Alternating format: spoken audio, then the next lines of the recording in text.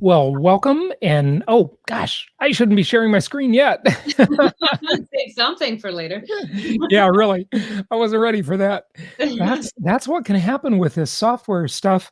Sometimes you can be broadcasting something you don't want to broadcast that you're not ready to broadcast. But hey, a bunch of you are here already joining us. So depending on where you are in the world, we've got listeners, we've got audience, viewers, followers, whatever it is, in 189 countries worldwide. And we feel honored to have all of you.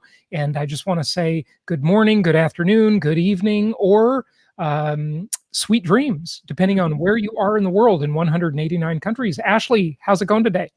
Very well, thank you. 189 countries. That is incredible. That is such an amazing international presence and audience. And it really is. And it just shows to go you what an amazing time it is to be alive. Shows to go you, obviously, intentional. Want to see if you're paying attention here, depending on what time it is, folks. So, yeah, well, it's good to have everybody. Today, we want to talk, well, about a bunch of things. But first, I have a question for you. And that question is, do you think America is becoming a renter nation, a nation of renters instead of owners? You know, back, well, I won't go back very far, but I'll just go to George Bush #2 and good old W. Bush. He said he wanted to make America an owner nation. And that was leading up to the Great Recession and the housing crisis and the subprime mortgage meltdown. And that's where the homeownership rate got up to, I believe, around 69%. And I was probably the only person in the real estate business. You know, it gets lonely here, being yours truly, being me. I get very lonely sometimes because well, I have the guts to say things that other people don't want to hear. Against the official narrative. Now, I'm not talking about the current narrative of the, you know what's going on in the world, right? The cerveza sickness, as our friend Gammon wants to call it, the cerveza sickness. And you can figure out what that means for yourself. But against the real estate narrative. And the thing I was saying is that, a long time ago, 15 years ago, maybe 17 years ago, I was saying, I thought the home ownership rate was too high. That's really against the narrative. It's against the real estate. What do I want to say here? It's too early in the morning and I haven't had that third espresso. Not kicking in yet. Yeah. What is it, Ashley? What are you going to say? Well, but would you say the opposite now, that home ownership is too low? No. It's too high. It's still too high. I've always said that the home ownership rate in America should be 50 to 55%. So it is too high. But see, you gotta really be choosy with what we're thinking about here and how we're looking at this. But here's the big but. Okay. Too many people with big butts nowadays. Here's mine. But that doesn't mean I want a winner-take-all society where giant institutions own all the rental properties. I would much rather see this evenly dispersed with a bunch of fragmented mom and pop owners of rental properties that they rent to other people. That's what we help investors do. We help them build nationwide portfolios in good, prudent markets nationwide. If you want help with this, if you want to learn more about it, of course, go to jasonhartman.com or check out my YouTube channel. I don't know where you're watching now, if you're watching on Facebook or YouTube or whatever, but you can find our information out there. The Creating Wealth podcast can help you with a lot of that stuff. And all this stuff is going to be much more controlled in the future. So listen and learn while you can, because the big corporatocracy is taking over. And when they don't like what we say, just as far as real estate, right? I'm not even talking about current events, right? I'm just talking about real estate. they will control the thought police, right? So subscribe, listen, learn while you can, because that freedom is disappearing quickly. Ashley, So we're moving into an era of corporatism, yeah, and we've got, you know, these private equity firms just buying up everything, even neighborhoods, entire neighborhoods. And yeah. so how do you compete with that? Well, you know, there will be several phases, the way I see it, and it is happening now. So let's get some perspective to answer Ashley's question. How do you compete with that? So the perspective is that, number one, right now there's about 18 million single family properties in the hands of mom and pop investors, and the corporatocracy is a drop in the bucket currently. Okay. But the size is increasing fast. They are gobbling up properties at a very rapid rate. So the first phase of it, I think it's actually quite good for mom and pop investors. And why do I say that? And I think this phase will last for quite a while, where it's actually quite good for mom and pop investors. And that's because mom and pop investors aren't very good at increasing the rents. They are too softies. And these institutional investors have software that helps them optimize rental portfolio rates and really causes them to increase these rates quickly, to raise prices, to raise rents every single renewal. Maybe that's every year, probably.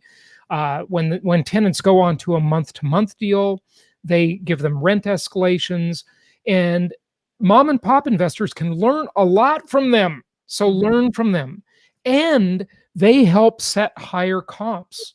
So rental prices are going to continue to increase quite dramatically. They already have been.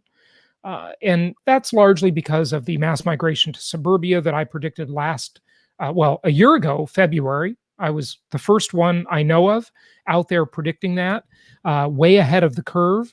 Most people weren't talking about it in the lamestream media until maybe July or August or September of last year. So I was way ahead of the curve on that, and it has certainly come true. It has certainly happened.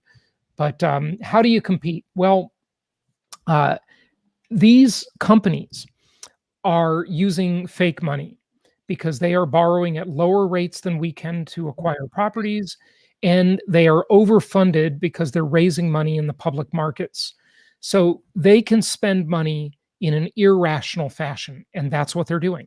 Now, this is driving up housing prices and it's driving up rents. But we are still at the very beginning of this, in my opinion. So you, as a mom and pop investor, right? And maybe you shouldn't say mom and pop, because that's bound to offend somebody. Who's going to be offended by that? If you're offended, comment below.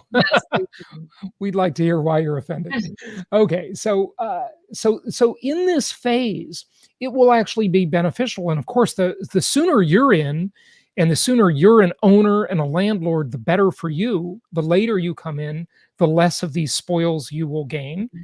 So take advantage of that. And if you want to learn more about that, at the bottom of your screen, you see scrolling across the bottom of your screen, pandemicinvesting.com, my free mini book at pandemicinvesting.com, that will tell you how to use the techniques I've been teaching for a long time in our current era, which there's some modification, some tweaking to those techniques that has to be done in the current environment. So get that. It's totally free, 100% free.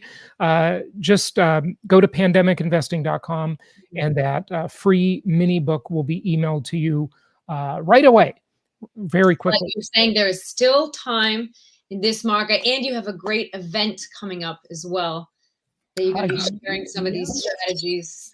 Thank you for the reminder on the event. See, we're giving you lots of places to go on the interwebs here today. The interwebs.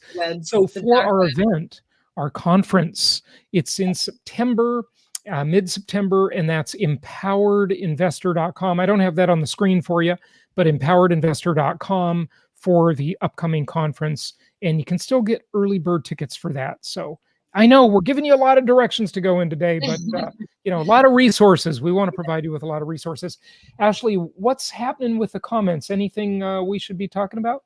Yeah, we have some from last live stream that we'd like to get to, because we always have so many great ones. We never get to all of them. So I'd love to bring those up on the slides. And if you are watching us, please comment in the box there and say where you're watching from. We love to see, where everyone is, and most of all, we love your questions. We like to hear your experience, how you are living this unprecedented time in history, good or bad. We want to know it all. We're really interested. I'm certainly interested in the human experience in all of this, because I think this last year and a half, these last 2 years have marked a profound change in everything, in humanity, in politics, in economics, in everything. And I think the world is not going to be the same going forward. And there's a lot to talk about, and we want to know your thoughts. We want to hear your experiences. So comment below. So thanks for that, Ashley. Ashley, I kind of think it sucks, right? A lot of stuff in the world. I mean, other than business is great. Right. Rents are going up. Properties are appreciating.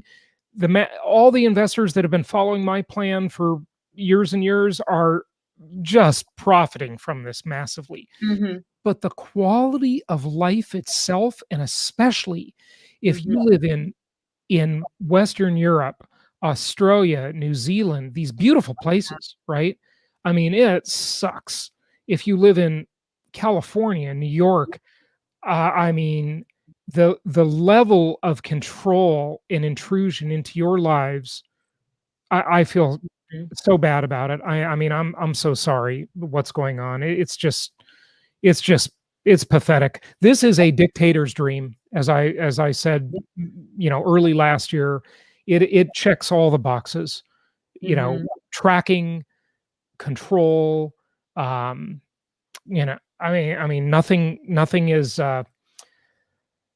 under your control today. Unlawful search and seizure, right? The Constitution prohibited unlawful search and seizure, but now they can literally do search and seizure of our bodies, testing our blood, passports, collecting your DNA for things. I can't say the words because you know what I'm talking about, folks. Yeah, it's been very interesting for me, because I know people at both ends of the spectrum. I know very wealthy people who've done very well in this environment the last year and a half, and I know very unwealthy, poor people, and who've been drastically affected. And then I know kind of middle of the road people. So it's been an unbelievable kind of thing to see how everyone is living this situation. I guess I'd ask one question to sum that one up, Ashley, and that would be, and maybe people can comment. This is a good question for comments. So comment below. Other than compared to normal life, how it was before 2020, did your wealth accelerate during these times, or did you get richer or poorer, or just maintain? Right? 3 answers: richer, poorer, or maintain the status quo. And what is sad about this, even though I personally benefited, right? I've been doing great, right? I'm not complaining at all. But I just don't want to see more concentration of wealth. I remember when I grew up in Los Angeles, we were pretty poor. It was not pleasant, my childhood, in terms of the economic part of it. But when I was in high school, I went to high school in Long Beach for 2 years, Long Beach, California, just south of LA. And I lived in a very sort of middle class or lower middle environment, homes built in the baby boomer era, the 50s mostly. And a lot of that area was built in the sort of baby boom era, or late baby boom era, whatever you want to call it, after World War II. And I just really realized at that point that I really liked the middle class. The middle class, number one, obviously, when a country has a large middle class, it leads to stability and just people relate to each other when there's a large middle class. There isn't this fragmentation, but that's what the powers that be want to do. They want to fragment society. They want to cut people up into little tribes. They want to get them arguing over the left and the right. They stage basically what is equivalent to a fake wrestling match on through the news media. Matt Taibbi, who is a left wing journalist, but really he writes some good stuff. He wrote Hate Inc. Hate Inc. I believe is the name of his book that I read, and it's all about the news media and how they want to sell hatred. They want to make everybody hate each other because if they, look, folks, it's the oldest thing in warfare. What is that saying? Divide and conquer. Divide and conquer, right? And so if they can split people up and fragment them, then those people who are fragmented never sort of rise up with their pitchforks against the powers that be, right? Because they're too fragmented. They're all busy arguing with each other. Well, the powers that be who run the world, the banksters, the politicians, the folks at Davos, Switzerland at the World Economic Forum, who they've done it on Zoom recently, but before that, they would fly 1,100 high carbon footprint private jets into Davos to talk about what they can do about the environment. Oh yeah, these people and Klaus Schwab and these control freaks that say you will own nothing and be happy. Be happy. Yeah. Yeah, the whole Bill Gates will own it all at that point. What's that? Bill Gates will own it all at that point. Bill Gates will own it all. And the whole concept of private property rights was the key thing that led to this explosion, this wonderful explosion in human liberty over the past couple of centuries. And the cornerstone of that is nothing other than private property rights. And if you read Ayn Rand, and I know, Ashley, you're a fan, and I am too. I don't agree with everything about her, but you basically really begin to understand that all we have in life is our time. And we use that time and we do labor in that time. And that labor converts to income. And that income converts to private property. Well, the income is private property, but then what we convert it to is also more private property, right? And by saying we don't have the rights to private property, it is saying we don't have the rights to our time, we don't have the rights to our labor, and that's all we have, right? That's our life, right? These idiots out there that think it's all, oh, well, don't be so money conscious. It's not all about money. There's more to life than money. Grow up. Okay, seriously, grow up. Your money is created by your time and by your labors. That is all you have. It's all you own. And you are sovereign, or should be sovereign, in your labors, in your time. That should be yours. And the powers that be want to change that. They want to take it away from you. So what do you think? Comment below, folks. Well, and speaking of private property rights, what about our recent ban on evictions? Do they have the authority? Yeah, to void contracts? And so if you go to slide number number 18. Slide number 18. All right. Well, Ashley. Yeah. It's funny. You tell me the slide number, but the slides aren't numbered. They are mine. Oh, sorry. I'll tell you. You remind me of that Billy Joel song, "Always a Woman to Me," right? Yeah. She can do as she pleases. She's nobody's fool, right? That's me. Yeah, that's you. I agree. No, go to advance two more slides, and we have an opinion survey. Okay, for our audience here. So, how do you think the extended eviction ban will impact the nation's single-family housing market? And do you believe that the federal government should intervene in the rental housing market at a national scale? Do they have the right? I mean, pretty sure they didn't, but they did. Great questions. Well, so what do you think, folks? Comment below and answer Ashley's question. But I will tell you this, Ashley, as you know, I was on, I've been on several times, but I'm, a recent interview on RT television. I was talking about how they lifted the eviction ban, and no sooner than a day later, they put it back into place somehow through government fiat. Who of us ever thought that the CDC would be dictating housing policy? Right. I understand the motivation. I completely understand, but at the same time, shouldn't it be, Congress putting these kind of things into law? Yeah, it's absolutely nuts. So, so Ashley, you getting some answers to your question here? Yes, I think so. Yes. JBL says they do not have the right, but if they do not, he didn't finish his thought there. Yeah. Finish your thought. Oh, but if they do not keep buying securities, they know if the housing market collapses, then the U.S. economy gets affected a ton due to housing. Yeah. So, yeah. Yeah. And JBL's comment about the middle class. Yes, it is what makes America great. I couldn't agree with you more. It's interesting because we've been pitched over the years. I've had a lot of pitches for us to recommend properties all over the world in lots of different places, which we could easily do. There's nothing stopping us from helping people invest internationally. And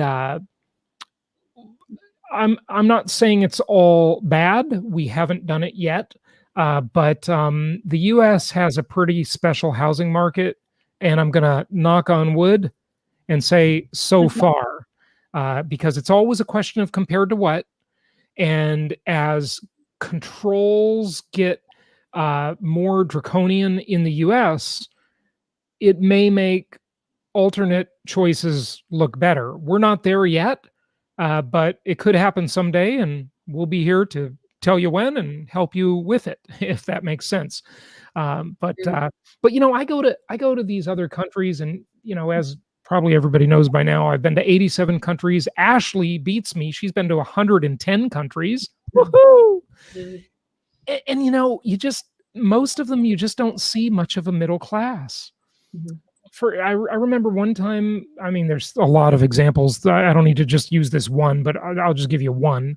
I remember once we were being pitched heavily to recommend properties in Costa Rica, which a lot of Americans retire in Costa Rica or buy second homes there. And, that's not uncommon.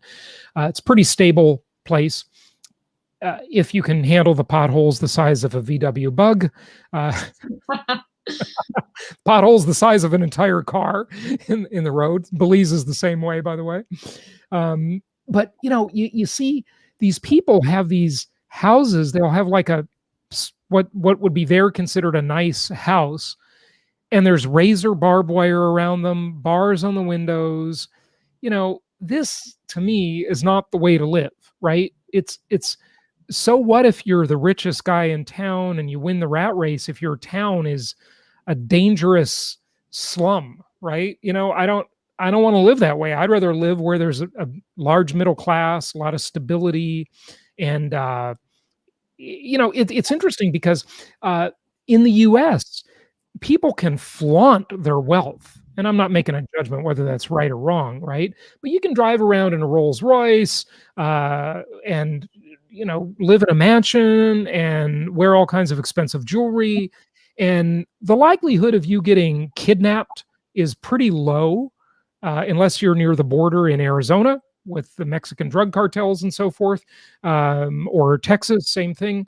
But it's just this big middle class is a really nice thing for stability, right? It's good. The middle class makes America great. I agree, and it's been under attack. By the way, read Lou Dobbs' book, that I read maybe back in 2005 called War on the Middle Class. It's a great book by Lou Dobbs, War on the Middle Class. And Ashley, if we have time, maybe I'll share just a couple things from that book today, time permitting, but we say that a lot and usually don't have time. I know. All right. Yeah, JBL just made an interesting comment. He said, middle class in America is getting decultured and deindustrialized. Now, I know what deindustrialized means because their jobs have been offshored to mostly China, but what does he mean by decultured? Maybe that our culture is being dumbed down, and that's for sure. and there's no class anymore. I mean, you know, what happened to manners and etiquette and class? Good luck with that one. It's completely gone. Yeah. Yeah. It's in fact, the media portrays it as cool to be a classless loser, you know, and yeah, it's awful. Yeah. It is. Okay, Ashley, you got a couple things we didn't cover last week. Let's do that. So I do, yes. So let's slide? get to our questions from last week. So go back 2 slides. No, go backwards. Yeah. Okay. So we've got this great Italian name, Matthew Di Ionno. And Ashley speaks Italian, by the way, fluently. Yes, he asked last week, if you could talk to your younger self right when you first started your real estate investing journey, what advice or info would you have for him? Well, that is a loaded question because there's too much. We don't have enough time, right? But, you know, basically, I would have done fewer speculative style investments. And what I mean by that is, of course, I teach about the 3 types of markets: linear, cyclical, and hybrid markets. When you're investing in cyclical markets, the sort of the markets that get all the attention, the West Coast of the US, the expensive Northeastern markets, or where I live in South Florida, those markets are very speculative because you don't get good cash flow because the land values are so high. And so you're really an appreciation investor, right? It's the strategy is buy low, sell high. That's the basic strategy. And in those markets, being a speculator, you're taking a lot of risk and you're not getting income. I would have been more of a linear and maybe a hybrid market investor, which I wasn't for many, many years at the first part of my investing career. And I would have invested in cash flow oriented properties. I would have invested more for yield than for appreciation. Not to say I didn't make money on appreciation. I did. I made a lot of money, but it's just not it's not a true investment. Remember my definition of investment. An investment is something that produces income. Okay. If it doesn't produce income, it can never be considered an investment. So gold, silver, or other precious metals, they don't produce income. They're not considered an investment.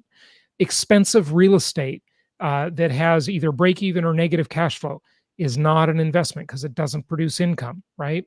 In terms of a good rent to value ratio. Cryptocurrencies, Bitcoin, etc., not an investment, doesn't produce income. All of those things that don't produce income are a speculation.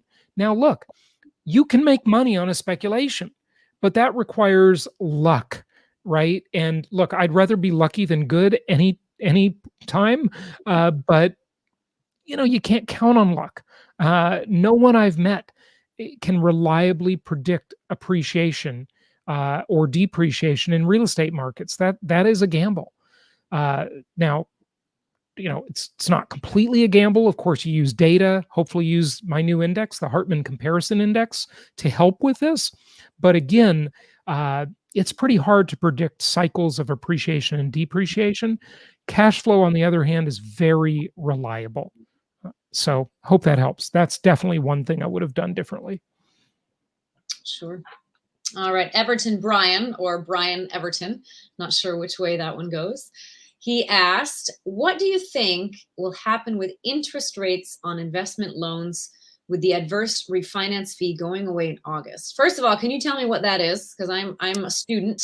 And can you talk about that first? And then Sure, absolutely. So they're basically, this is not a huge amount of money we're talking about. I think it's like $1,400 or so. It's just not a big deal, right?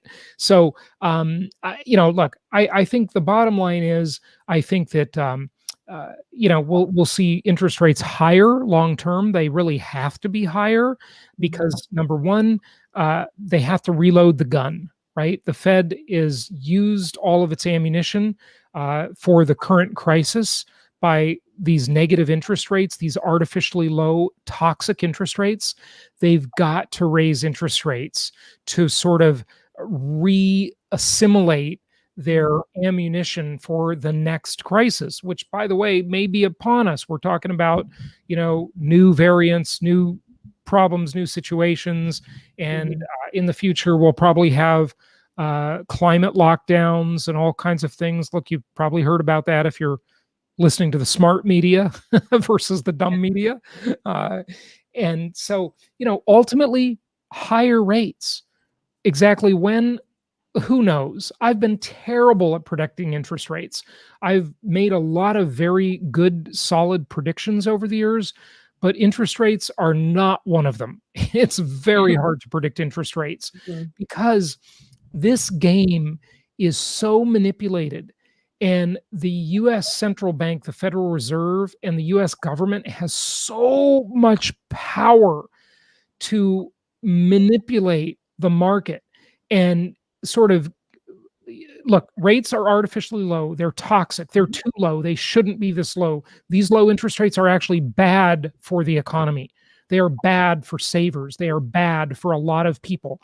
We as real estate investors, however, love them because we get these 30 and even 40-year fixed rate mortgages at negative, literally, quite literally negative interest rates. Wonderful. Take advantage of it. Well, you can take advantage of it. But it is not good economic policy. It is bad. So rates have got to go up overall. When? It's anybody's guess. But if you want the one maybe most reliable source that is still wrong many times, it would be Grant's Interest Rate Observer. So look up Grant's Interest Rate Observer on DuckDuckGo. Do not use the other one because they're evil. So go to DuckDuckGo and look up Grant's Interest Rate Observer and check out their content. They've got some good content on that, on interest rates, but predicting interest rates is a fool's game overall. It's very hard to do. Now, you just mentioned how everything is manipulated, and you were also recently on the Rich Dad, Poor Dad radio show with Robert and Kim Kiyosaki, and Robert said, I remember when inflation numbers were real and now they're fake. And what did he mean by that? He think he was talking about the CPI as not really a reliable index. Yeah. And what did he mean by that? Ashley, that's a great question. So the Consumer Price Index, the CPI, and by the way, remember, there are multiple CPIs, but the one that is used is the CPI-U, the urban CPI. And that is a highly manipulated index. They manipulate it in three major ways: weighting, substitution, and hedonic indexing. And it was pretty reliable. There are differences of opinion on this, but I would say it was pretty reliable until the late 70s. And I did some podcasts on that many years ago. I should really find that episode to run as a Flashback Friday episode because it was a good one. I had Tom Keene, who is with Bloomberg, and he does some great stuff, some great shows. I played a segment of his show where they talk about this Fed chair we had only for a short time, and how in the 70s, remember in 1971, Nixon took us off the gold standard. By the way, that anniversary is coming up next week, Ashley. I believe it's August 15th. Will be 50 years, 5 decades since Nixon temporarily suspended the convertibility of the dollar to gold. 50 years ago. Temporary thing. You know what else is funny? On this day in history, August 8th, 1974, Richard Nixon announced that he was resigning. Yeah. Wow. That was my one of my slides today on this day in history. Ah, So yeah. That's good. That's incredible. good. Yeah. So it was August 8th, yeah, that he resigned, but Mhm, before that he took us off the gold standard, right? mhm, So mhm. the 70s is a really Right. interesting decade to study if you're into economics. All kinds of stuff happened in the 70s. Took us off the gold standard. Mhm. Inflation went rampant.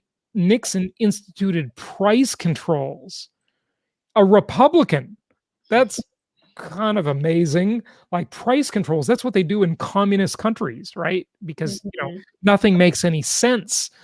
So they institute price controls, and of course, what do price controls lead to? Shortages. you know, and Zimbabwe is a great example of this. Ashley, guess Yeah. what I've got? You know what I'm going to pull out right now? I bet. Oh yes, your Zimbabwe dollars. Yeah. What is it? A trillion, a million, a billion, How's this one? 100 trillion Zimbabwe dollars. billion. Yeah. Wow. One of our podcast listeners to the Creating Wealth show sent me these Zimbabwe dollars years ago. It's truly incredible. That's incredible. That's funny because today I actually wore this necklace is from Myanmar. Myanmar, former Burma. And when I visited, I found this shop, and the artisans there had taken the coins. The value of these coins was just fraction of a fraction of nothing, and they were taken out of circulation, completely devalued. And so they made jewelry out of the coins from Myanmar. So that's funny. So, do you know what metal those coins No, on the I necklace are? don't. I have a feeling it's aluminum or something like that. Yeah. Yeah, it's not extremely precious or anything like that. I'll tell you an interesting story about aluminum, though. History. This is why everybody's got to know their history, because it's just such a good guide or context for present day. So, good old Emperor Napoleon from the old days, the thief with an army, who was very good until Waterloo, and that's he has this great saying that I love and I often repeat. Um, Napoleon said, "The most dangerous moment comes with victory. The most dangerous moment comes with victory." Why? Because, of course, that's the time we become complacent, arrogant, cocky, and we think we've won. And then we let down our guard, and that's the time you just get destroyed, right? So the most dangerous moment comes with victory. Great Napoleon quote. But Napoleon, and the funny story about aluminum is this one, or for our foreign listeners, aluminium. Remember the first time I heard an Australian say that, I thought, really? That's the way you say aluminum, aluminium? But he used to entertain, of course, and would invite people over for these lavish dinners. And he had two types of silverware. He had utensils made of aluminum and utensils made of gold. And aluminum was so precious back then that his guests and Napoleon and his guests ate using the aluminum utensils, and the servants ate using the gold utensils. Imagine that. Wow. Isn't that funny, though? Yeah. So everything is in context. Right? That historical context can really change the way you feel about that. But yes, so Zimbabwe, Myanmar, Burma, and I'm so jealous that you went there and I have not been there, because that had to be fascinating. And right now you can't go. I believe it's or very difficult. I don't think you want to go right now. I think it's inching back toward communism, isn't it? Yes, Yeah, they're having sadly. some problems, really sadly. So, but how can we compare today's inflationary environment to that of the 70s? Yeah. Is it similar? Is it different? So in the 70s, one of the things Nixon did is he instituted price controls, and then the powers that be, government, central banks, they thought, we better revise the way we count inflation, because if we count it the way we had been doing it in the CPI, number one, the population will get the pitchforks and they'll be in the streets. They'll be so upset and so disappointed and so upset with the way we're running things that it will undoubtedly lead to violence as prices are skyrocketing.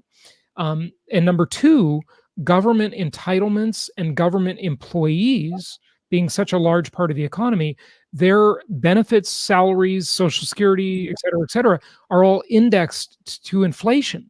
So if we can make everybody believe that the inflation rate is lower, number one, it'll help us stay in power, right? They won't vote us out. They won't rise up in the streets. Number two, the government does not have to spend as much money on these entitlements and government employee salaries because they don't have to raise them as much. So they revised the way they counted inflation through the CPI and manipulated it heavily. And ever since then, it just keeps getting manipulated more and more. So it's not a reliable way to count inflation. But the one thing I did want to say about Zimbabwe and price controls is that there was a time when Zimbabwe's currency was becoming so devalued and so out of control that the merchants selling food on the streets and food carts were raising prices so quickly. Literally, if you went to lunch earlier in Zimbabwe versus going an hour later, you would pay less. So going to lunch earlier was the thing to do. And the minute you would be paid from your job, you would want to just spend all your money right away so that you could get the maximum value out of it. Because if you waited to spend your money, there was no incentive to save. And so if you waited to spend your money, it would be worth less given the inflation rate was just insane. So what they would do is the government instituted price controls in Zimbabwe and said to all the merchants, it is illegal to raise prices without government consent. And you will literally be arrested if you raise your prices. So what did the merchants do? They said, well, this doesn't work for me. I'm just going to stop being a merchant and I'll just stop selling stuff because I can't afford to sell it anymore. And so then that, of course, leads to shortages. And, we're seeing that happen to some extent now, not because of direct price controls, but remember, price controls happen in all sorts of indirect ways. Take housing, for example. So if it's harder to produce lumber because there's all sorts of environmental regulations that won't let you cut down a tree or operate a mill because that mill creates pollution when it's milling the lumber, right? What about trucking the lumber to its location? What if the gas tax goes up, or in that case, diesel, but you get the idea. There's all these ways they do price controls, right? Or they cause the price of things to increase and they want to hide that through the regulatory policy. So it's just super complex, right? And through tax policy as well. But just know that it's happening. I think that's the important. Okay. So I don't know. Did we answer the question there? There's a lot long tangent. That was a long tangent, but a good one. But a good one. Thorough one. That's all right. Well, there's a lot to talk about. There really is a lot to talk about there. So yeah, the original question was, what do you think will happen with interest rates on investment loans with the adverse refinance fee going away in August? Yeah, I think we did answer that one. Ultimately, they're going to go up, get them while they're low, and they're artificially low now. So stock up on 3-decade-long fixed rate mortgages. Get as many as you can get attached to good quality assets that make sense. And by the way, I haven't mentioned this before, but we now have a free, totally free, 100% free version of our property tracker software. So if you go to propertytracker.com, you can now get a free version of that. It doesn't have all the cool stuff that the paid version has, but it has some really cool stuff that will help you analyze properties and know if you are getting a good or a bad deal, if that property makes sense the day you buy it, which it should. Yeah. All right, I've got another question for you from last week. Hi, Jason. Have you discussed buying real estate versus REITs, real estate investment trusts? Would love to know your take on that. Yeah, great question. So REITs basically are pooled money. So you're going to do much better buying your own properties, being a direct investor so that you are in control of your investments and in control of your future. Commandment number 3 of my 10 commandments of successful investing is thou shalt maintain control. And when you relinquish control of your investment to somebody else, you leave yourself susceptible to 3 major problems. Number 1, you could be investing with a crook. Number 2, you could be investing with an idiot. And number 3, assuming they're honest and competent, if you pass those first 2 hurdles, they take a huge management fee off the top for managing the deal. And now that leads to a good way for me to discuss Lou Dobbs' book, War on the Middle Class, Ashley. So I'm glad that Michael asked that question and that you posed it to me, because in chapter 2 of War on the Middle Class, I just pulled it up on my phone here. Remember, I mentioned 3 problems when you don't maintain control. When you don't listen to commandment number 3, thou shalt maintain control. Number 1, you might be investing with a crook. We're all familiar with Bernie Madoff, Enron, Global Crossing, WorldCom, just a zillion scams, whether they be in real estate funds or syndications or REITs or Wall Street and stocks, whatever it is, right? There's a zillion scams. We don't even have to go into that. Everybody knows. Number 2, just sheer stupidity. If you're investing with an idiot, you'll lose your money because of their incompetence.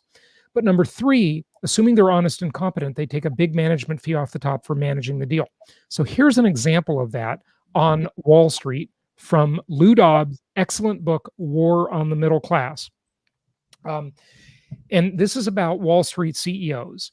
And he says, the standard rationalization for these astronomical salaries by CEOs, boards of directors, and their consultants is that these CEOs are worth it because the companies they run benefit from their leadership and they bring great value to shareholders. How then do they explain the fact that over the past 5 years, the CEOs of AT&T, Bell South, Hewlett-Packard, Home Depot, Lucent, Merck, Pfizer, Safeway, Time Warner, Verizon, and Walmart were paid an aggregate of $865 million in compensation, while their shareholders lost a total of $640 billion? And this is the same time period. Clearly, these CEOs were not being paid for delivering value to those who held stock in their companies. It's just insane. Lou Dobbs says, in fact, CEO compensation is awfully directly inverse to the performance of the companies they lead, because their compensation is not tied to how the business performs. Their pay isn't a reflection of their executive ability, but an aberration. I mean, just listen to some of this stuff, folks. The former CEO of Time Warner, Jerry Levin, walked away with a $163 million pay package after his last year at what was then called AOL Time Warner. It's insane. And he talks about how, that company went into the tank. But here's the best example. I love this one, Ashley. He says, I'm just skipping ahead now. Mm-hmm. And then there's Larry Ellison, the founder and CEO of Oracle. From 2000 to 2002, Larry's personal take from the company. Are you sitting down, folks? Larry's personal take from the company was $781 million. People, in 2 years. $1 billion in 2 years. He's no fool. Yeah, he's no fool. But listen to this. The shareholders are the fools. Mm. Because during the 2 years where Larry Ellison took almost $1 billion out of Oracle, shareholder return was negative 61%. Mm. That's just unbelievable. So there is no connection anymore to CEO pay and stock performance. So if you invest in a REIT, you are relinquishing control. You are not a direct investor. You will be susceptible to one of those three major problems. Might be investing with a crook, might be investing with an idiot. Assuming they're honest and competent, they take a huge fee off the top for managing the deal. And there are your examples. So hope that helps. Be a direct investor. Go to jasonhartman.com and learn how to be a direct investor. We help people buy properties nationwide. You own them. You control them. You decide what to buy, where to buy, when to refinance it, how to finance it, who to rent it to, how much to rent it for. It's your deal. Okay. We just help you with it. We help make it easy. That's what we do. Right. So follow the commandments. And become an empowered investor. That's the key. Sure. All right. Randy Haley says, Jason, thank you for your service to real estate investors. What are your thoughts on building and developing a small commercial space with residential rentals? And your thoughts on the future of small commercial buildings? Okay. So the problem with Randy's question is, I don't know what you mean by commercial. I'm assuming in this question, you probably mean retail and residential mixed use, which has been very popular. And I'm glad to see it because I love mixed use projects. I think they're fantastic. And that's been very popular over the last couple of decades to see mixed use. But my first thought on it, Randy, is have you developed anything before? It is hard work. Being a developer is fraught with risk, and it's like running a business. It's complicated. Okay, like my favorite Facebook relationship status. It's complicated. So being a developer is complicated. Obviously, there is a retail apocalypse going on.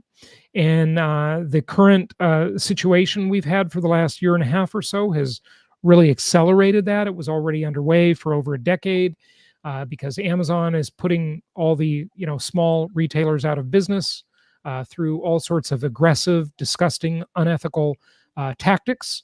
But hey, this is the big corporatocracy. They're just evil. I mean, they're all evil. They are not capitalist. They are the robber barons of our era. They have armies of lobbyists to sway votes in Congress and to get what they want. Well, basically screwing all of the small businesses. And so this is the winner take all society we're in, and you better be very careful. So remember, your tenants in those retail properties will be under attack from the big corporates, and the big corporates are winning. Sadly, it's just the way it is. And development is hard work. If you've been a developer before, hey, more power to you. Every deal is very individual. So the answer is, I don't know. I'd have to look at your individual deal. Okay. Hope that helps.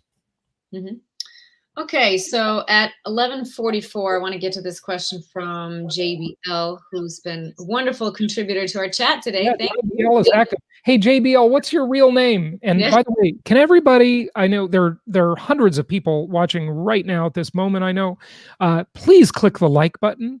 Click the like button. I know we have to ask. It's all about the algorithm of the big corporatocracy, and we are slaves to the algorithm. So slaves to the click the like button. Please do us a favor and click the like button. You're here listening, watching. We're working hard for you. Click the like button. Look at it like the tip jar. All right. Leave your inflated pennies or deflated pennies in the tip jar. That's right, exactly. Your trillion Zimbabwe dollars. Yeah. Okay, so at 11:44, JBL wrote, are there limits to how many investment property loans banks, for example, can have versus loans for primary residence? Yes. The answer is yes. So if you are single, you're going to max out through the mainstream loans as you're clicking the like button. you're gonna max out on your mainstream loans, meaning the agency loans, the Fannie Mae and Freddie Mac loans that have the best rates and terms at 10 loans. All right, 10. That's your max. If you're married, your spouse, if they can qualify, can get another 10. So you can have 20 in the family. And that's it. After that, we can help you. We can help refer you to lenders that do portfolio loans that are pretty good. They're not quite as desirable as these Fannie Mae, Freddie Mac loans. These portfolio loans, portfolio lenders, or commercial lenders that lend on single family homes. Now, there aren't that many of them that do that. Most commercial lenders want to lend on commercial properties, meaning housing that is over 4 units. So it could be 5 units, or it could be a giant apartment complex with 700 units. Who knows, right? Or retail or industrial or office properties. But some of them lend on single family homes, and we can refer you to them. We know the sources for this financing. And then you can do the portfolio lenders that are usually funded by hedge funds or private equity groups, and we know those too. So if you want to build big portfolios like we help lots of clients do, we've got one client right now who is up to, I think, about 70 or 80 properties through our network, and wants to go to 500 properties. Wow. So lots of lending options out there, and we can help you with them. Just reach out through pandemicinvesting.com, get that free book, or go to jasonhartman.com, and one of our team members will help you and contact you. Also, one more, our upcoming event mid-September in Orlando, Florida, Empowered Investor Live. Just go to empoweredinvestor.com for info on that. Thank you, JBL, for that question. Yeah, good question. Great. Okay, 1151. We have Dole Body or something like that. Not sure what how to say that. Why do you not use your real names? Yeah, we want to know your real names. But I will say the handles are great. Yeah, some of them are very creative. Really good ones. Yeah. Thoughts on Airbnb investment in California, or even you could extend that and say, anywhere. Do you think vacation rentals is a good idea right now? Yeah, that's another great question. The answer is it's mixed. It's mixed. It really just depends on a whole host of factors. But remember, no matter what you do, and we help people do short-term rentals in a really one main market in St. Augustine, Florida. We've done a lot of those, but just remember something: a big tech company is controlling your future when you're on their platform, and you can be kicked off, and a lot of stuff can happen. Of course, remember when there were regulations put in during our crazy times we're in, where they said that if you have a short-term rental, it has to be vacant for at least 24 or 48 hours in between guests. So that's a taking, basically, where the government is taking your income potential. And then to answer your California question, California is kind of the last place I would want to be doing this, because California is a regulatory nightmare and a tax disaster. And also, one thing that people don't think about too much is asset protection. California has terrible asset protection availability. But in other states, you can really protect your assets from lust and lawsuits and litigation. And what I mean is lust. That was the title of, I don't know the exact title, but in one of Robert Allen's old books, he had how to protect your wealth from like lust and litigation. those are things that usually get people sued. So yeah. Good stuff. All right, keep your real estate questions coming. Let's put Hartman in the hot seat. Let's see what else you can ask him. But in the meantime, I want to show you a couple things that I read this week regarding your favorite 4-letter word, which would be debt. Debt, of course. All right, so we can pull up slides. I can share a couple things with your audience. Is this the one? You can see it on the green room screen, Ashley. Is this the slide? I have no green room, actually. Oh, you don't see what's waiting? They're numbered. I can see the numbers. Okay. But yeah. Is it the chart, the colorful chart about housing debt? It is that one. Okay, let me put that one up there. Okay, there you go. All right, so we've got, this is a visualizing U.S. household debt. And collectively, American households have a debt pile of 14.5 trillion, and mortgages represent the majority of that debt at 70%. However, the types of debt vary significantly for each generation, of course. The leading source of debt for Gen Z, millennials like myself, are student loans. Of course, that's a very real thing. And you don't have them. I don't. I paid Which them makes off. It was the which greatest day of my life. by the way, folks, this Took a long time. literally, you know what's funny is the way the world is getting on. You read articles about dating sites, okay, and literally, now the big thing is, do you have the shot or not, right? And are you willing to wear the thing over your face or not, right? That's literally the thing on dating sites now. It's absolutely pathetic. But also, it's, do you have health insurance? Do you have student loans? Seriously, those are literally criteria. And, I guess that's okay. So if you don't have student loans and you do have health insurance, that makes you a better catch. So there you go. Yeah. But yeah, so Jen, so millennials, they're now are these this is total household debt, not mortgage debt.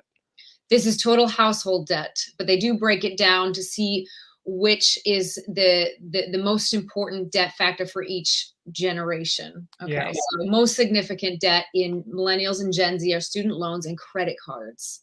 Mhm. Whereas Generation X, the leading source of debt are mortgages. Yeah. So that's my generation, Gen X. Yes. So Yeah. yeah, so it looks like millennial debt went up 11.5% from 2019 to 2020. That is a pretty darn big increase.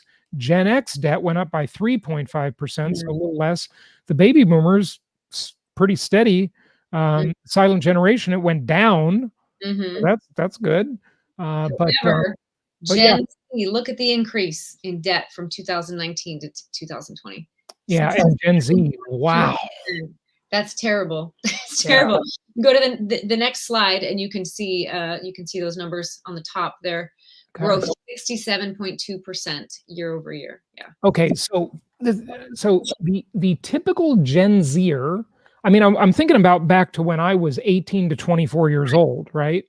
I didn't have any debt. Well, no, I had a car loan. I remember I bought a brand new Volkswagen Jetta, and my mother couldn't believe that I agreed to. You ready for this, folks? Drum roll for this one. Here's a drum roll. She was really upset with me.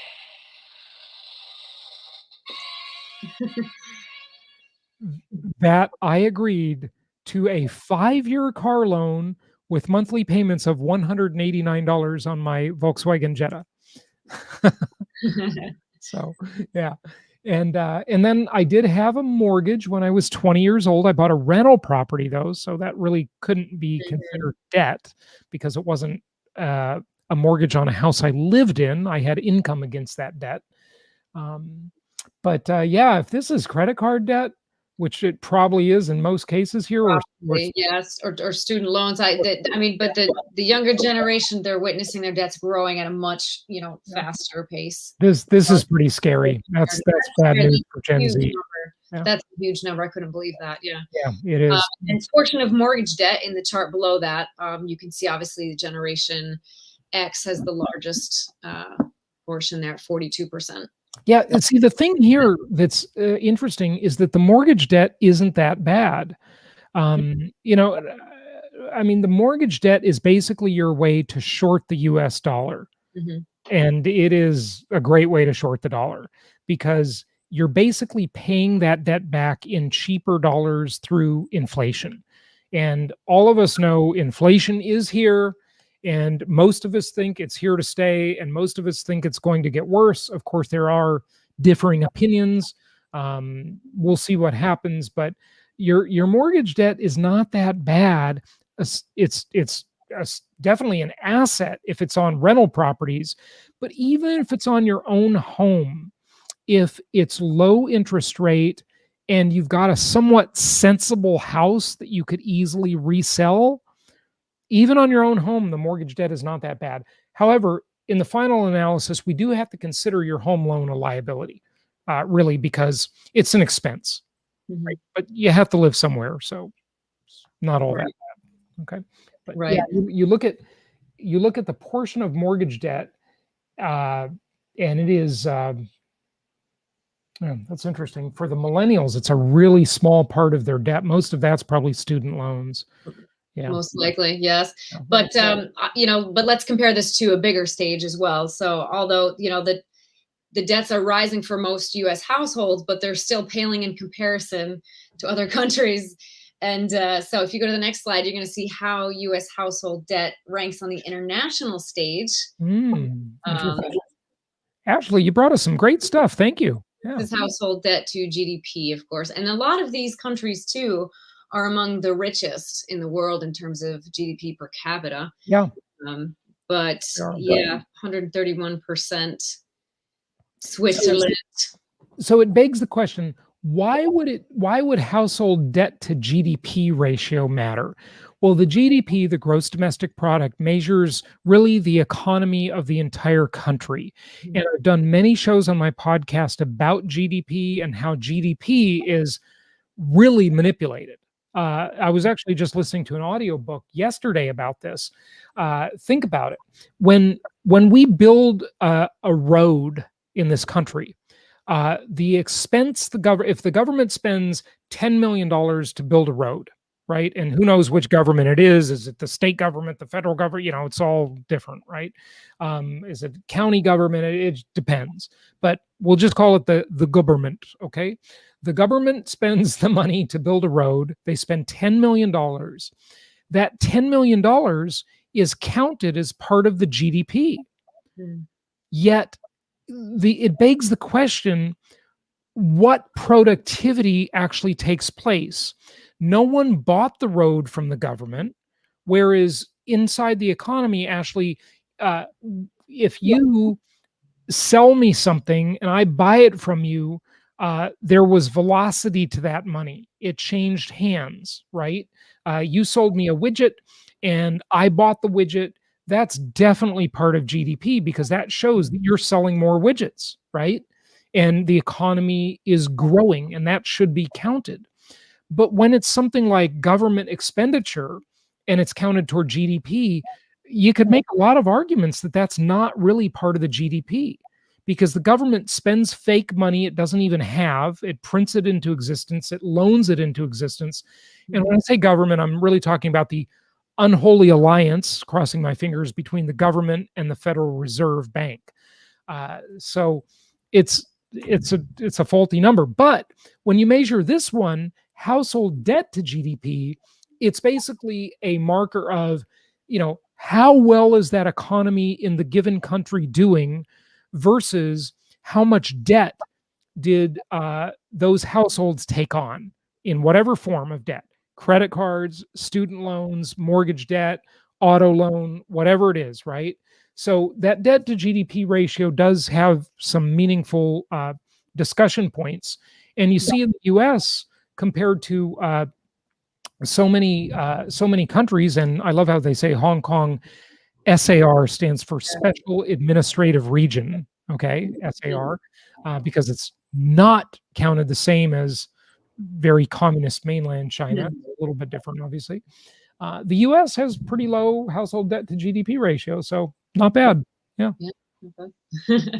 All right, so let's get back to questions from our current viewers. All right. So we've got 11:59. We have a question from Guwachi. Please tell me your real name, Guwachi, because is that and where are you from?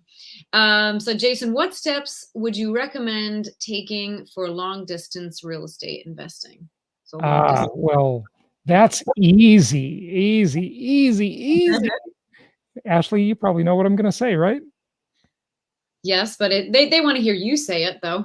Okay, so the first step is open another tab on your browser right now and type in jasonhartman.com.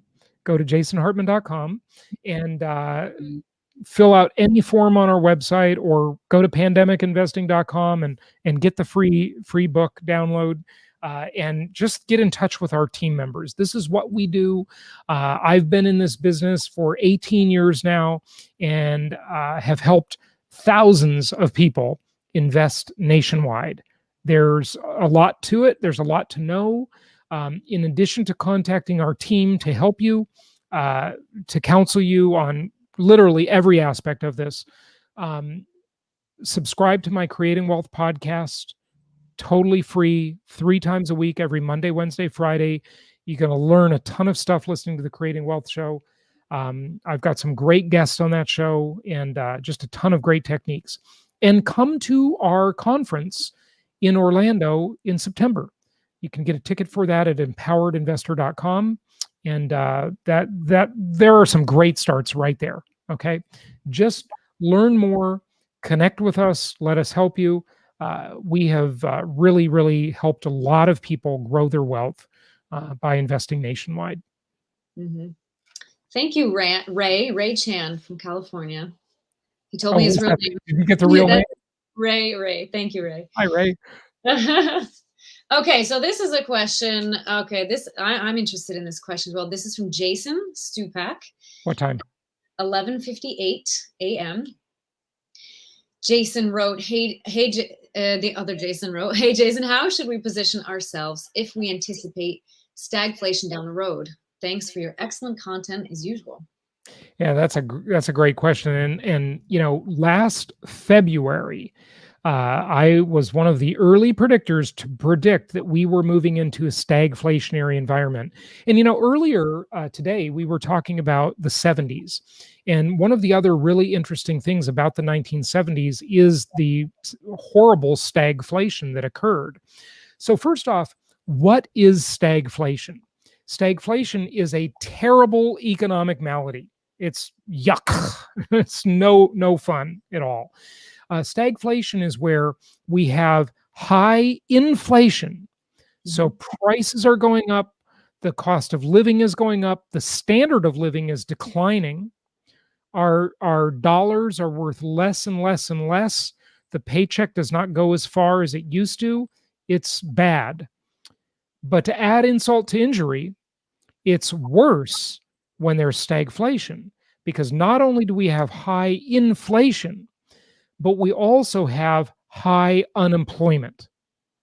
And this is when people started, once again, using an old term. They whipped it out in the 70s again, called the misery index. And Jimmy Carter was largely associated with this. Now, Jimmy Carter, I believe, was a good man. He's still around, so is a good man, I guess, is the proper term. But he was not a good president at all. He was a Malthusian, basically.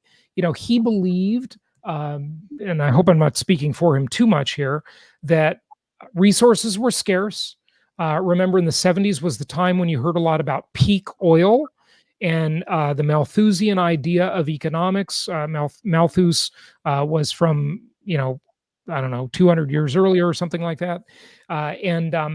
His whole idea was that more people would cause economic misery and scarcity and shortages because there were just too many people to feed. And what he didn't count on is that people actually have ideas and solutions, and people are a resource. Right. So Jimmy Carter would go on the air in our stagflationary environment when the misery index was peaking, and he would say, turn off your heat in your house and wear a sweater around the house. Bundle up. You can't afford to be comfortable. We're running out of oil, right? We're running out of resources. Don't turn on your air conditioning if you had it. Now, a lot of people in the 70s didn't even have air conditioning, but live with less and wait in line for gasoline for 3 hours, and don't drive so much. And you could only get gas for your car depending on whether your license plate had an odd or an even number. I mean, there were all kinds of scarcity things, and the misery index is terrible. And folks, I believe that's where we're going. I believe we are going to wake up from this bad time that we've been going through with a greater concentration of wealth, with the people at the lower end of the spectrum dependent more and more on government assistance, and they will become impoverished through inflation. Because remember, the long game is, yeah, the government gives them a few bucks to keep them from rioting, but what they do by giving them that money is they create more inflation, and so ultimately that money keeps, it's just constantly debased, it's attacked, it's worth less and less in terms of what it actually buys people. So the stagflationary environment, I believe, is coming, if not already here. Mhm. And what you should do about it is you should buy good quality income properties in markets like you will see at jasonhartman.com in the properties section. And you should get 3-decade-long fixed rate mortgages at artificially low interest rates and take advantage of what I call the ultimate investing equation. We can help you do this. That's what my real estate company does. We can help you do this. So yeah, it's going to be a very unpleasant time in the future for a lot of people, and my goal is to help help fewer people fall into that trap, right? But a lot of them will, sadly. And the way you can do it is with good quality income property. That is the best plan. It's the way to short the dollar through inflation, and basically become enriched by inflation. And I call that inflation-induced debt destruction, by the way. Learn lots more about this on my podcast, my other YouTube videos, and of course at jasonhartman.com. Does anybody watching right now or listening right now, do any of you remember the period in the 70s when that was happening and you couldn't get gas unless your license plate ended in a certain odd or even number? I'd like to know if you remember that, if you how old you were and your experience with that. Actually, my parents do talk about that. They remember it vividly. They were, teenagers, but or young 20 somethings, but they Yeah. remember it very well. They often talk about it. Yeah, that was before your time, Ashley. But Yeah. have you watched, gone online and watched videos about it, of all the cars in I line and haven't. stuff? No, but You it know, sounds like a nightmare. yeah, the 70s is a really interesting decade. What I always say to people is you've got to watch old movies, old TV shows, and read old books, listen to old music, and watch some movies from the 70s. And just look around and see how people's life was, and their environment, and their clothing and their car, and you just notice all this stuff and how people thought about things, how they interacted with each other. It's very interesting. All right, let's go back to a question by Scott Smith. He wrote it in there a couple times. Scott, at 12:01 p.m., he asked, he said, I have a 7-acre commercial property and only about 3 acres is being used. The rest is an open field. Any advice on how to extract income without too much additional investment on my part? So Scott, I don't know where that property is located or if there's demand for it. And 3 acres are being used. So what is it being used for? Again, this is the generic word you hear a lot, which is commercial. And I don't know what that means. There are many segments of commercial property, commercial real estate. Could be office, retail, industrial, multifamily is considered commercial, if it's an apartment complex. So I really need more information. But without in you, the key thing, the great part of your question is, how could I extract income from it without too much investment on my part? Well, that unused part of the property could be a parking lot. That's easy, right? And I don't know if there's any demand for that in your area. It could be turned into agricultural property, and you could rent it to to someone who was farming it, who could farm it potentially. I don't know if that is applicable in your area. You might be able to get some tax benefits from it or lower your tax bill. For example, in the great state of Texas, the Lone Star State, and this is probably true to other things in other areas, but in Texas, for example, and by the way, don't rely on our advice here today. Okay. We talk about tax and legal concepts, and these things are complicated, folks. Okay. There's a lot to them, and they vary area to area, city to city, county to county, etc. But at least from some parts of Texas, what I know is sometimes you'll see a little piece of land that's not even very big, and it'll be in the middle of an area where you'll see commercial properties or residential properties, and you'll see a lonely cow on that land. And the reason there is a cow on that land is because if you let a cow roam around, you can classify it as agricultural property and have a massive reduction in your property tax bill. So there are there are things you can do in a lot of places that are kind of odd and funny. The other thing you could do potentially is you could refinance that property and pull cash out. And even though you don't think of refinancing as income, right? It does turn into income, because if you pull cash out of the property, Scott, and then you use that cash to buy rental properties at jasonhartman.com, little shameless self-promotion there, you can get income from those properties, as well as tax benefits, inflation-induced debt destruction, etc. So in that way, you could produce income. Reach out to us. Our team can help you with this. Okay, so definitely do that. Yeah, good question. Yeah, he wrote some other things in the comments, Scott. It's an outside of Metro Atlanta, medical related use, Atlanta suburbs. So yeah. And well, how about selling off part of it?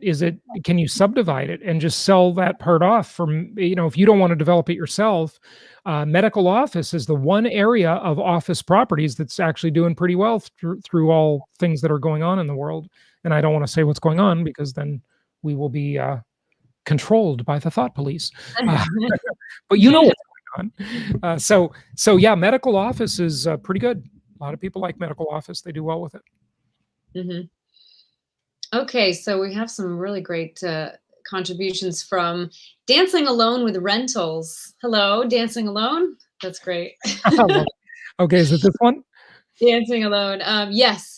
How would you apply your rule of thumb calculations on residential homes that are unencumbered but need remodeling? Unencumbered but need remodeling.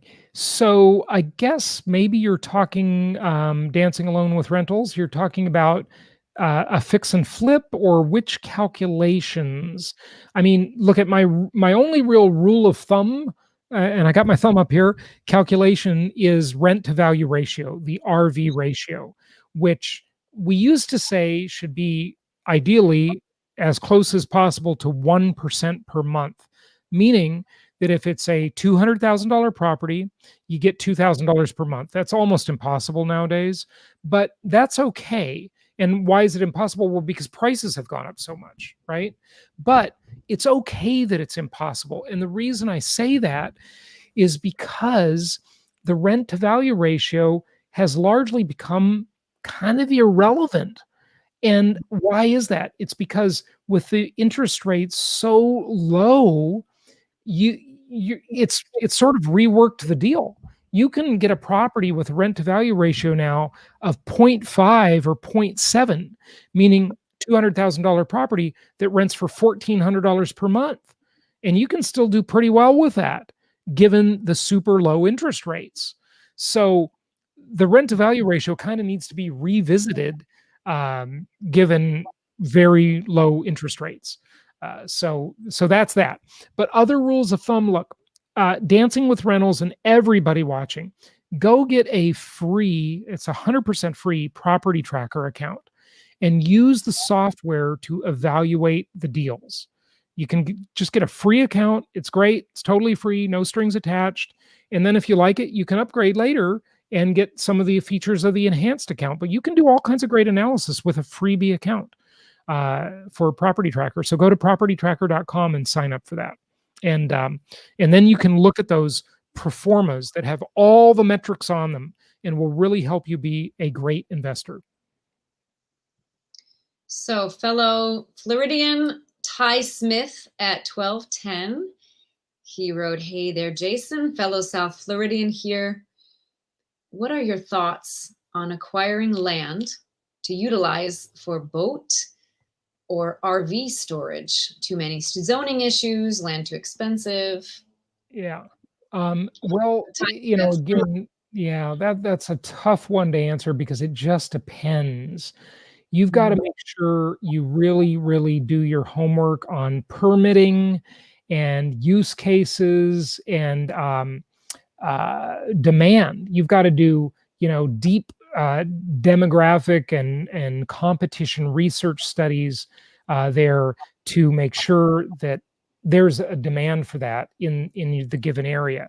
Now, I had a 38-foot motorhome years ago. I loved the motorhome. It was a lot of fun. And I had a 48-foot yacht. I can call it a yacht. I'm not being snooty because when it's over 40 feet, it's considered a yacht. Okay.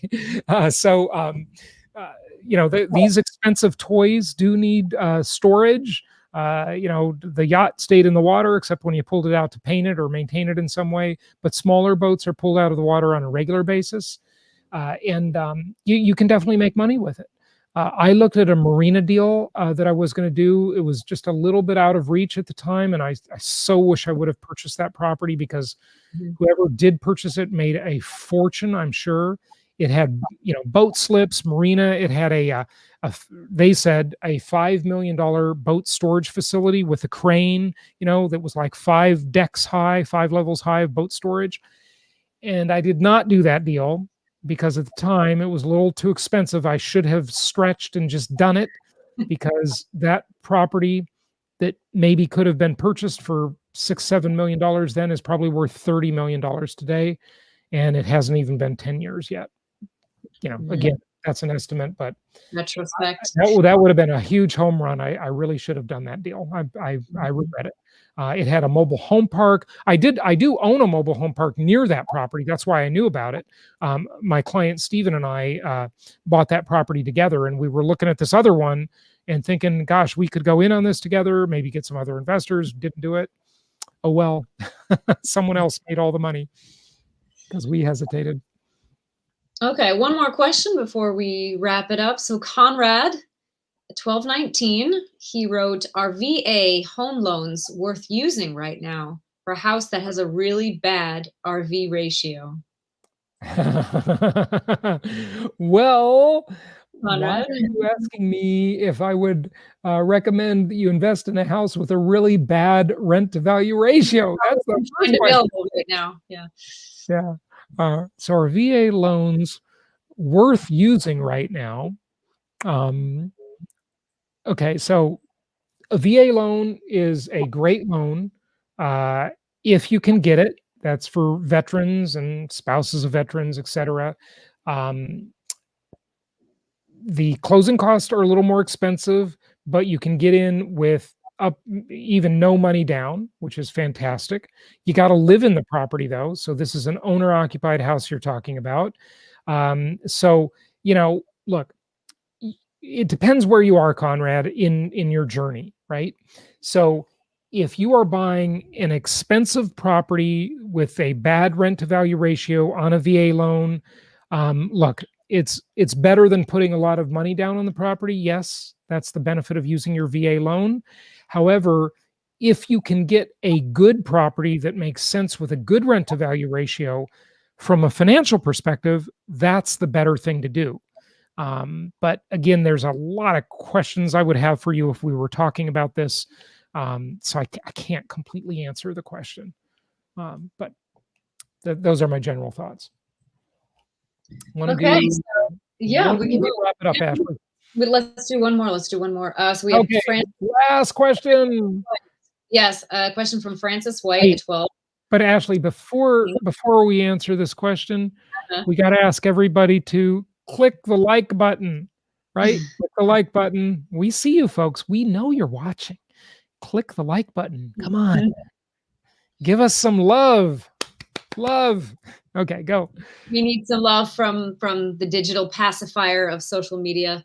Yes. Okay, so Francis White at 1217 said, "Jason, how long do you feel the US will experience a high cost renters market? Also, which of your videos shows how to find a quality income property? Thank you." Oh, Okay, so your second question there, and this is one everybody watching should do this right. We're going to wrap up in a moment here. So right after this, watch I think it's now 31-minute video. Okay, it's right on the front page of jasonhartman.com. It's totally free, and it is the one video that you must watch that will tell you how to analyze a real estate deal. Like if there's only one video you watch, it's that one. You watch it in a half hour and it will take you through every single number on the property tracker pro forma. And then you can sign up and get a free account and you can do your own pro formas. This is what made me a really good investor. When I started using this software back in 2004, and I loved it so much, I bought the company, like literally. Okay. I started running those pro formas and doing the math myself and putting in one number like, the vacancy rate. And when I would change the vacancy rate, I would see how that would affect all the other numbers. What about changing the financing? How does that affect all the other numbers? What about changing the projected rent? What if it's $100 a month higher or $100 a month lower? What does that do with all the other numbers, right? This is what will make you a really good investor. So again, here's what you do. You go to jasonhartman.com, you watch the video that is front and center on the front page, the most important video that will teach you how to be a great investor, and it's totally free. And then you go and you get something else for free. You go to propertytracker.com and you get a free account and you start putting the numbers in yourself, right? Now you can see these static pro formas for this at jasonhartman.com in the property section. But if you want to do your own pro formas, you get the free software. But first you watch the video and you learn about it, right? So that's the first thing. Okay. And then what was the rest of that question? How long do I feel the U.S. will experience high cost rental market? Well, I think it's only going to get higher. Now, the question is that rental value, when you say high price, right? Is that in real dollars or is it in nominal dollars? Remember, nominal dollars is just the name of the dollars, right? $100, $1,000, right? That's just the name. Real dollars mean what is the value of the dollars? And the value is constantly fluctuating, or really, I don't even need to say fluctuating. I should say declining versus other assets because of inflation. So I think in nominal dollars, we will see much, much higher rents. And in real dollars, we will also see much, much higher rents because inflation is attacking everything, right? So in nominal dollars, really, really high, and in real dollars, higher, right? But again, the value of those dollars is declining. So that's my answer. But go to jasonhartman.com, watch the free video, and then go get the free property tracker software. And read War on the Middle Class by Lou Dobbs. Yeah, I gave you a lot to do, folks. You got a lot of homework. So, I don't know what time it is where you are, but whatever time it is, you got some homework there, folks. So get busy. Get busy. All right, Ashley, thank you for all of your great contributions today. As always, thank you very much. We appreciate that. Let's give Ashley a hand, and you do that by clicking the like button, folks. And thank you to the audience and all our viewers for these great contributions to the discussion. And I love how when people pose questions, other users are also offering some solutions, and that's really nice. I like that sense of community here. Yeah, I love the community, and we do have a great community of investors. You can meet them at our Empowered Investor Live conference. And wouldn't it be nice to just get out of the house? Orlando is a great place for a conference. This is at a beautiful resort hotel. You can come there and you can go to the theme parks, make a little vacation out of it, a tax deductible vacation, at least in part.